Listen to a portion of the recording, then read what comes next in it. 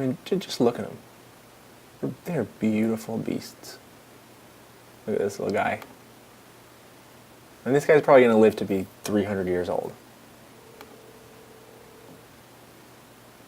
These guys.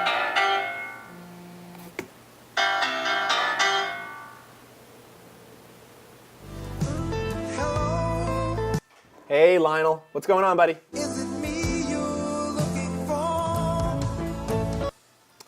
No, it is not. You called me anyway, but now that you mention it, I'm actually looking for Powers. Have you seen him? We got this copyright issue we're trying to figure out. I actually want to use some of your music in my episode. I'm not quite sure whether that's allowed or not. I sometimes see you pass outside my door. Okay, dude, stop. I've told you a million times, you gotta stop calling me with this weirdo stuff. You're just weird, dude, okay? You're just weird. Are you somewhere feeling lonely? Someone loves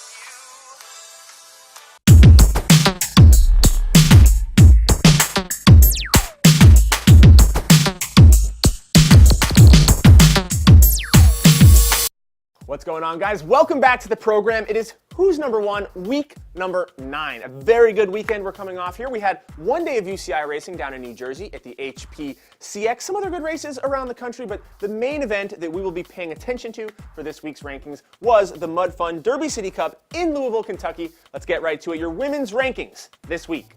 First up in number 16 this week is your Canadian rider, Magali Rochette. The young rider hasn't done much in the past few weekends except for some local races and, get signed by the Luna Chicks. No big deal. But it is what she is about to do this coming weekend that has me very excited. Makes her return to the top level of cyclocross, going out to the Jingle Cross events this next weekend. The young star, the future superstar of cyclocross. We're going to be paying close attention to her. Moving down in the rankings this week to number 6 is Katie Antonu, 8th and 7th in Louisville. We had said it. She was getting better and better and better and better. And then she got a boyfriend. One rider who did get better this week is Crystal Anthony, the Optum rider out of Massachusetts, coming off a great win last weekend at the CycleSmart International. Comes in Saturday to the Derby City Cup, the big day, the C1, and takes a huge second place behind Katie Compton. Holding strong to number 3 this week is Elle Anderson. Seems to be finding that consistent place with her form as a podium threat. She's still no Katie. She's still no Katarina. But overwhelmingly, every weekend now on the regular, she is that next best rider. Has a very strong weekend in Louisville. And in fact, her name is pronounced Elle Anderson. I know we made fun of it last weekend, but guys, think about it. It's E-L-L-E. Think of other words that end in L-E, okay? This does not say bicycle-y. All right? And this is not lifestyle-y, all right? But look at that cute little turd-elly. And finally, your top 2 riders this week. Number 2, despite her 2 commanding wins in Louisville, is Katie Compton. I know, but who did she beat? Okay, she beat everybody else except for your number 1 rider in North America, Katarina Nash. How the tables have turned. Just a few weeks ago, it was Katarina who was winning race after race after race, but did not beat Katie Compton.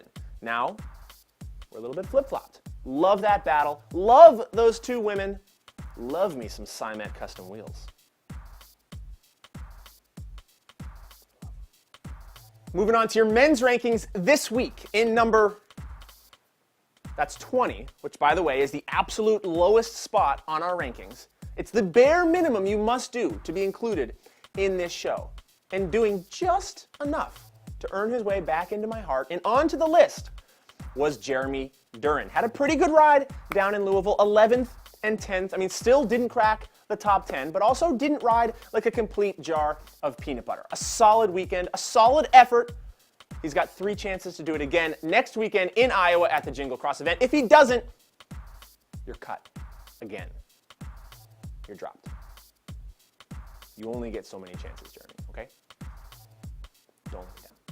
Moving up to 15th this week in the rankings was Cameron Dodge. Excuse me. UCI winner Cameron Dodge took a huge first ever UCI victory on Sunday's HPCX event down in New Jersey. Was it a watered down field? Yes. Did he beat anybody of real significance? no, don't hate me if you were there, but come on, guys, it wasn't the best field ever, but that said, a UCI winner, that is a very elite club. You get like a gold membership card, there's a special lounge for you at the races with like free chips and bottles of water. Cameron, congratulations, you are in that club. Making his hairy-legged debut on the rankings this week in number 9 is Adam Craig. The Giant Factory rider shows up to Louisville, delivers with a big-time top 5 ride on Sunday. Like some of these other riders, will have 3 more chances to do just the same at Jingle Cross in just a few days. Look for Adam on a podium near you. And finally, your top 4 this week. We're going to do them all at once. Number 4, Ben Baird. Number 3, dropping down to number 3 is Tim Johnson. Number 2, with a win this weekend, is Ryan Trebone. And back on top, your number 1, let's give him the big number 1. Back on top, your number 1 rider again this week is Jeremy Powers. I've been trying to explain it every show I do. I don't know if it's they're on a level playing field. There's even parity, if that's the right word.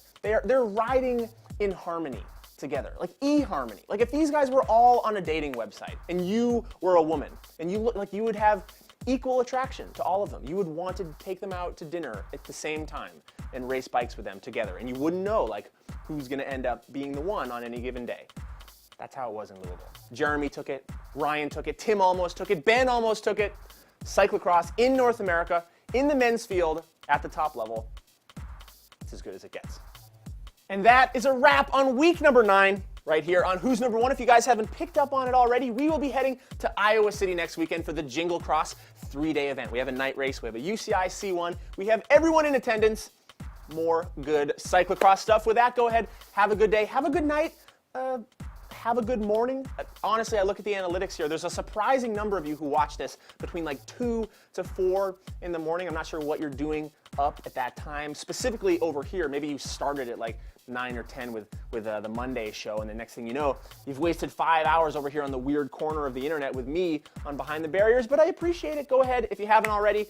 Well, first of all, we got a new website, so I don't actually know where the button is, but find it. It's like a scavenger hunt. Find the like button and click it for a chance to win a show next week. I'll see you then.